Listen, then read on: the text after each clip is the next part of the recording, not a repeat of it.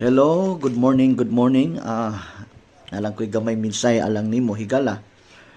Tiwasan ni og pwede ni makatabang nimo. Gusto lang ko mohatag usa ka simpleng bersikulo sa Bible o powerful kay ni.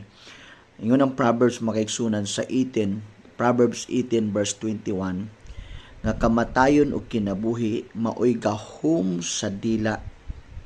Si bisan kinsa nga maga higugman niini magakaon sa bunga niini.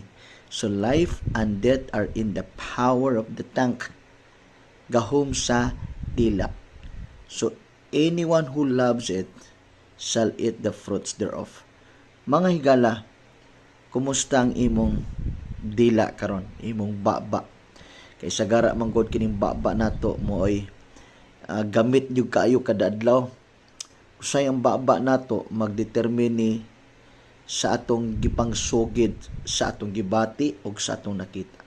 Kung lain ta gibati, lain po atong panulti. Kung lain atong nakita, lain po atong isulti. Apan wala ka na sayod nga kung unsay mo gawas imong dila, mao nay kauno nimo. Ang bunga niya na kauno nimo. So ang akong pagdasig karon nimo, unsay imong gibati karon ug unsay imong nakita. Kung di na maayo ang imong gibati pud may nakita, i-reverse ang imong dila, ang imong deklarasyon. Kung lain mong gibati, isugid ang maayong pulong. Kung di maayo mong nakita, isugid ang maayong pulong. Ambot pasabot dia nga dunay gahom sa imong pagsugid. Muna ang gahom sa imong pagsugid mo imong bantayan. Kay unsay bunga ana mo imong kaunon.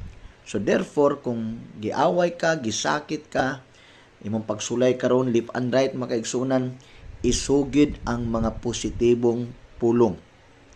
Muna nga ang sikreto, magbasa ka sa pulong sa Dios, i-claim nimo mga saad sa pulong sa Ginoo, i-recite nimo, i-deklarar nimo unsay saad sa Ginoo. So mao nay sikreto sa usa ka Kristohanon nga magmadaogon, magmalipayon, magmauswagon imong kinabuhi.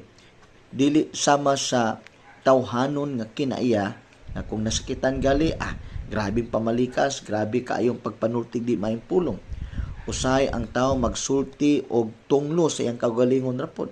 Magsultig tunglo ngadto siyang isig ka tao, labi nagmapungot, masuko. Busa igsuon ko higala, importante kayo mausab ang dagan sa atong mentalidad. Akong pagdasig nimo karon, wala ko nasayod unsay imo ang kinaiya batasan. Pero mas maayo nga panahon na karon nga mamalandong ta nga mausab ni atong panghunahuna o mausab na itong pagbati. Importante nga mo align ta